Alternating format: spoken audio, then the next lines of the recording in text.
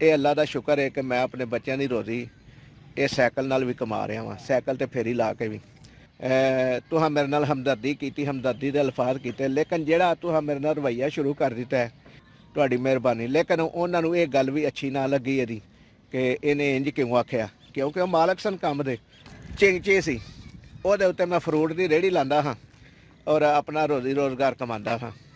बिस्मिल्लाहिर्रहमानिर्रहीम। दोस्तों अस्सलाम वालेकुम। अल्लाह ताला तुहानू सारे दोस्तों को सेहत और तंदुरुस्ती वाली लंबी जिंदगी देवे, आमीन सुम्मा आमीन। रमज़ानुल मुबारक दे विच जेड़े लोग अच्छे अच्छे काम करते हैं, अल्लाह ताला उन्होंने एक नेकी के बदले 70 नेकियां अता करता है।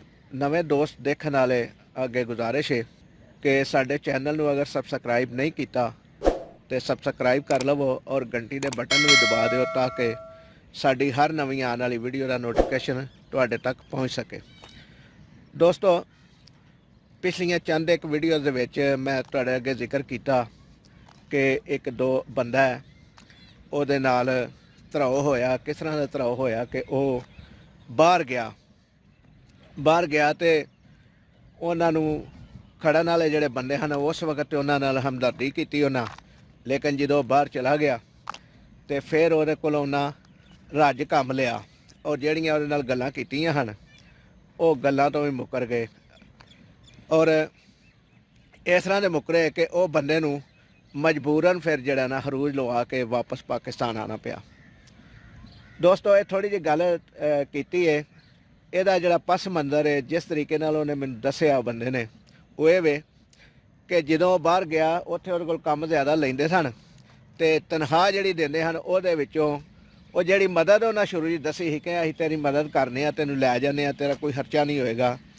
वो मदद के बदले च उन्हें उहदे नाल सलूक ये कीता कि वह अपने घर खर्चा भी पूरा नहीं सी कर सकदा, लेकिन मजबूरी नाल वो काम करदा रहा क्योंकि माड़ा बंदा सी। माड़ा बंदा होने के नाते वो मजबूरी नाल काम करदा रहा और काम करदे करदे एक दिन ऐसा आया कि उन्होंने गाली गलोच भी करनी शुरू कर दी। ये वो बंदा दस रहा है जिहदा मैं जिक्र कर रहा।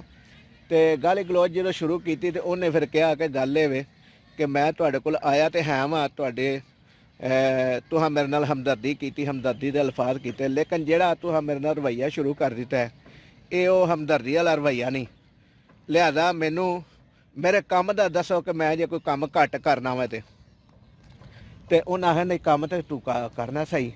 तो उन्हें आखिया जो मैं काम सही करना तो फिर गालियाँ कढ़न का कोई तुक नहीं बनता, फिर तुसी किसी जगह चले भी जाओ तो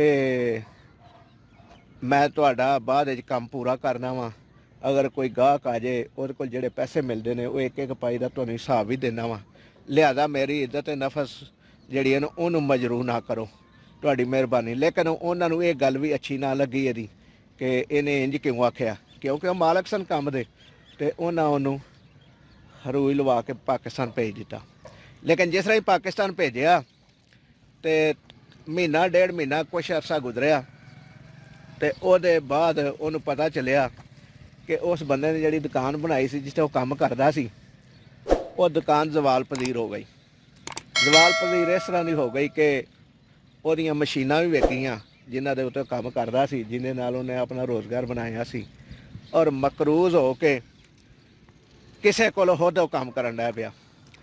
तो ये थोड़ी जी गल सुनाउण दा मकसद ये है कि जो किसी नाल तुसीं ज़्यादती करदे हो ना तो ਉਹਦਾ सिला या ਉਹਦਾ नेमल बदल जिहदे नाल ज़्यादती हुंदी है अल्लाह ताला उन्हूं दे दिंदा है, लेकिन जिहड़ा करदा है ਉਹਦੇ नाल भी अल्लाह ताला फैसला कर दिंदा है ਜਿਹੜਾ ਉਹਦੇ ਜ਼ਹਿਨ ਦੇ ਮੁਤਾਬਕ ਹੁੰਦਾ है या ਜਿਹੜਾ ਉਹਦੇ रवैये के मुताबक ਹੁੰਦਾ है।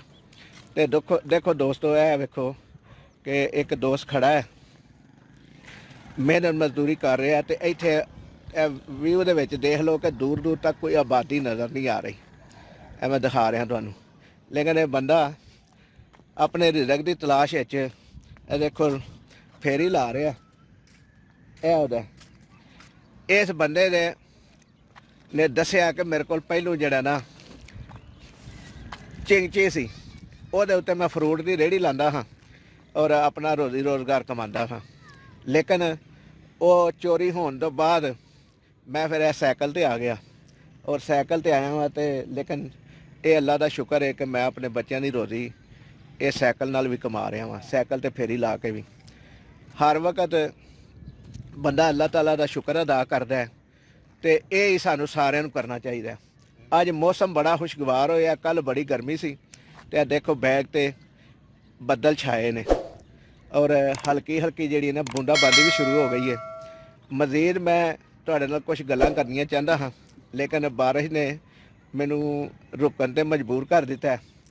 ਅੱਜ ਲਈ ਇੰਨਾ ਹੀ, ਅਗਲੀ ਵੀਡੀਓ ਤੱਕ ਲਈ ਇਜਾਜ਼ਤ ਦਿਓ। ਅੱਲਾਹ ਤਾਲਾ ਸਾਨੂੰ ਤੇ ਤੁਹਾਨੂੰ ਅਮਲ ਦੀ ਤੌਫੀਕ ਦੇਵੇ। ਜਿਉਂਦੇ ਰਹੋ, ਵਸਦੇ ਰਹੋ। ਅੱਲਾ ਨਿਗਹਿਬਾਨ।